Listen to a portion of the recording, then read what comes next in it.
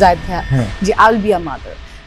New York থেকে প্রচারিত বাংলা ভাষার গণমাধ্যম ঠিকানা এর বিশেষ show Friday night with Zayed খানে অতিথি হয়ে এসেছিলেন জনপ্রিয় অভিনেত্রী তানজিন তিশা। অনুষ্ঠান চলাকালে জায়েদ খানের প্রশ্নের উত্তরে তিশা জানান, আগামী 5 বছরে তিনি নিজেকে মা হিসেবে দেখতে চান। তিনি বলেন, আই উইল বি আ মাদার, এর মধ্যে আমি বিয়ে করব, মা হব। জায়েদ ভাইয়া, জি আল বি আ মাদার। বাট আমি তার এই বক্তব্যকে ঘিরেই শুরু হয় বিতর্ক। প্রবাসী সাংবাদিক জাওয়াদ নির্ঝর ফেসবুকে 3টি ছবি শেয়ার করে দাবি করেন সেগুলো তিশার গোপন পুত্র সন্তানের ছবি।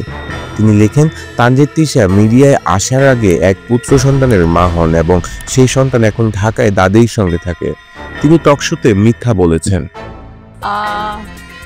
আমি তখন বিয়ে করি নাই, বিয়ে করলে না। নির্ঝরের দাবি মুহূর্তেই ভাইরাল হয় সামাজিক যোগাযোগ মাধ্যমে। তবে এর কড়া জবাব দিয়েছেন তানজিন তিশা।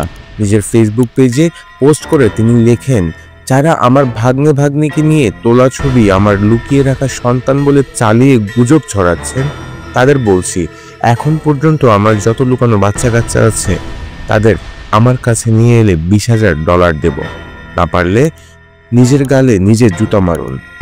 আমার ইন ফিউচার কোনো কিছু করি আমি। এই ঘটনার মধ্য দিয়ে ব্যক্তিগত জীবন নিয়ে তারকাদের প্রতি সামাজিক আচরণের সীমা লঙ্ঘন নিয়ে আবারও প্রশ্ন উঠেছে।